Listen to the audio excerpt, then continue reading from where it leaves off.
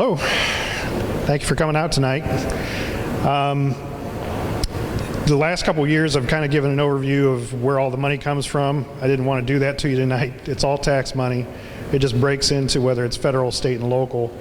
Just to give you a reference point, about 45% of the funding of this district comes from local taxes, about 45% from the state, and very little and a shrinking amount coming from the federal government. When you look at our financial position in a minute, it's much more positive than it was a couple years ago. And that's in thanks to the good work of everybody in this district. We've been through a number of cuts. We've been through a lot of spending restraint. The numbers of the district, the number of kids that are in the district really drives everything.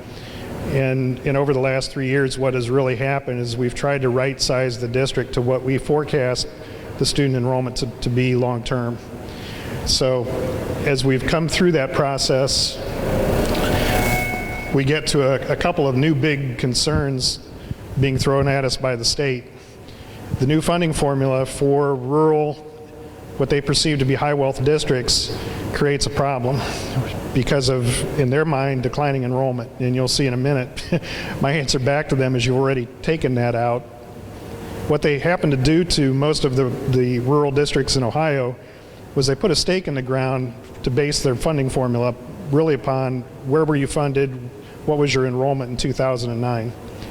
So rural districts, in particular northern Ohio districts that have seen declines in enrollment, this new funding formula is a shock because under their formula, we're at risk of losing another $2.7 million a year out of what they fund us starting in another 2 years, which would be catastrophic. Frankly, that would force us to be on the ballot. We've already cut about $2.5 million out of the district in spending. We've increased revenues, and we'll talk about that in a minute. But to come up with another $2.7 million when we've already right-sized to what we project to be the stable student enrollment level, that's painful. The law also, this one frankly got me up on the box yelling and screaming because in the last 2 weeks of the budget process, it was not in the governor's proposal, it was not in the House response, it was not in the Senate response. It came out in conference committee out of someone's back pocket.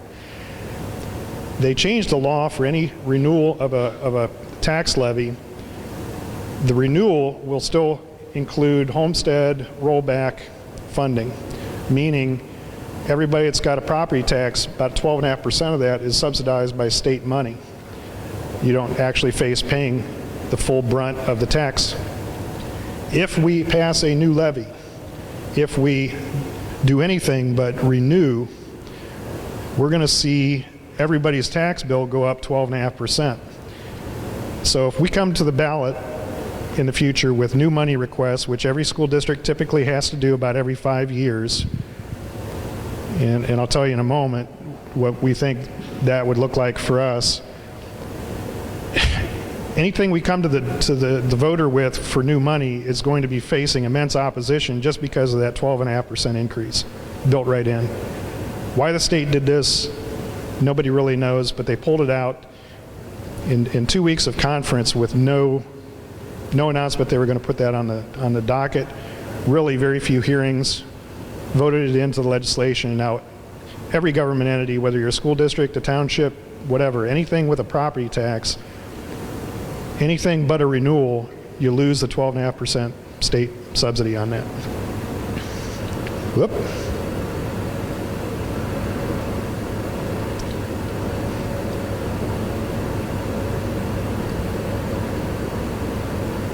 There we go, one at a time. When you look back at where we were in terms of funding, we were running about a $2 million deficit, even with the peak of funding. And what we've done in the last couple of years is get ourselves to be in the black, and you'll see in a moment what that looks like. But we've lost more than $1 million a year in funding between state, federal sources. That's difficult to live with. And the large argument from the state is, well, you have declining enrollment, you're entitled to less. So that's why you're on the hook for this potential 2.7 million loss in 2 years.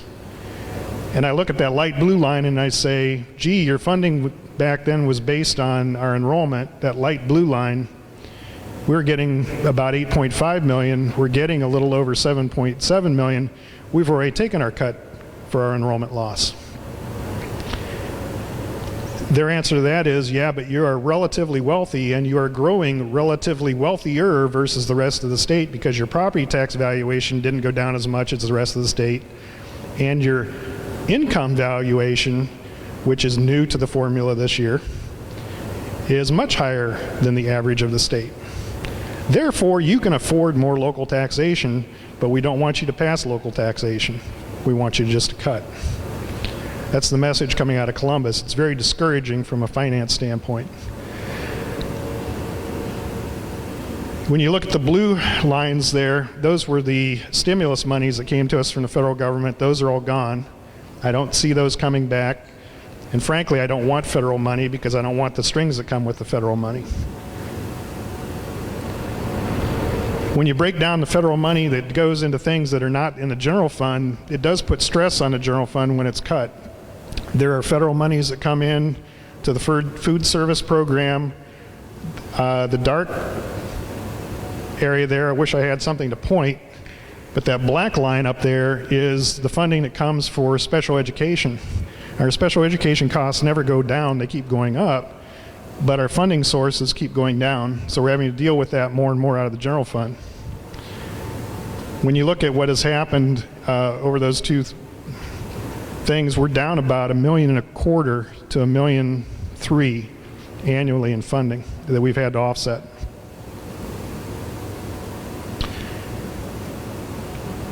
There's a couple other things that are going on politically in the state that people need to be aware of as to why public school funding is really at risk.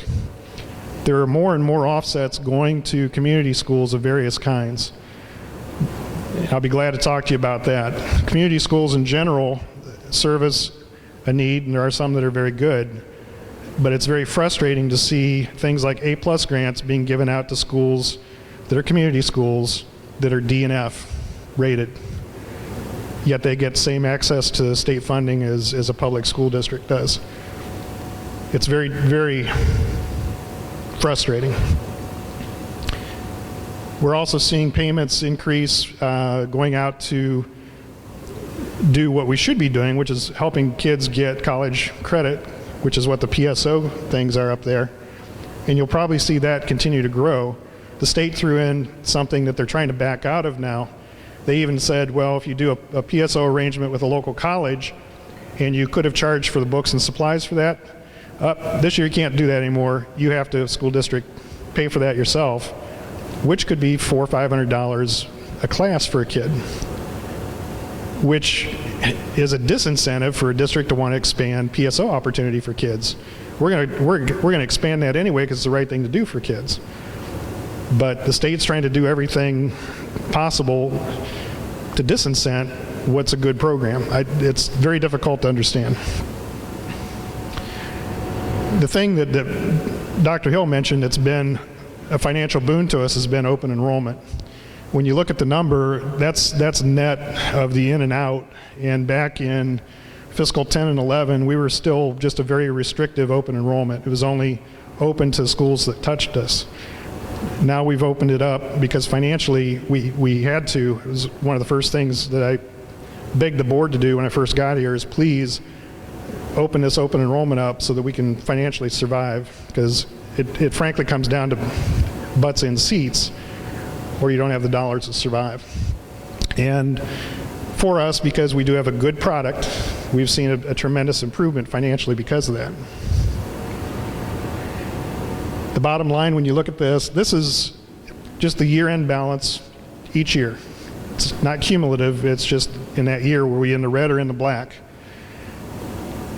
And despite losing $1 million to $2 million a year from the state and federal government, we were able to, in part, we passed a levy in 2011, was a new money levy, as a $1.5 million levy. We got half of that year, we got the full amount the following year. So About half of our improvement has been from passing that levy. And like I said, schools in Ohio typically are forced to ballot. About every 5 years is good because of House Bill 920, where Governor Voinovich and the legislature passed House Bill 920, which prevented schools from collecting on the inflation value of the increase in value of your home. So it was a good measure to try to make sure we didn't tax seniors out of their homes. But in doing that, it did put schools in a position where if the state's not going to increase funding, which they haven't, they've consistently cut, schools are usually on the ballot, even with good fiscal management, about every 5 years. That was back in 2011 when that levy was passed. We have been able to get into the black, stay in the black, and when you look at school funding, usually when you pass a levy, you're in the black for a period of time. It's kind of like a bow tie. The black side of the bow tie, and then eventually you cross the cost line and you traipse over into the deficit side of the bow tie, and then you're forced to pass a new levy. Well, we passed our levy. All we did was come back to that cost line. We never did get to the good side of that bow tie. We had to cut, unfortunately, to create that good side, because all we ever did was offset what we lost from the state by passing that new money levy in 2011. So for the following years, we've been able to generate being in the black by reductions in staff and cutting. And when you look at our current projection, in all honesty, we think we'll probably have to be back on the ballot for new money, barring any state cuts, probably by 2018. That's where we're at. But what we don't know is come 2016 and 2017, if they're going to start cutting all or a portion of that $2.7 million a year. That's the part that scares me to death. In the interim, throughout all of this, we look at our facilities and we recognize we have a facilities need. We have aging buildings, and we have a board in discussion what to do about that. I wish I had an answer for what the state's going to do. What they do is they look at us and say, what are you going to do? And right now, I just keep, every time I'm down there, I keep saying, just don't cut me anymore. We can figure this out. Leave me alone. That's not the message that they want to hear. They would like to look at us and say, we're going to continue to cut. On that note, I think I'm done. I'll pass it on to Mike. But thank you for coming. It's a horrible night to be out.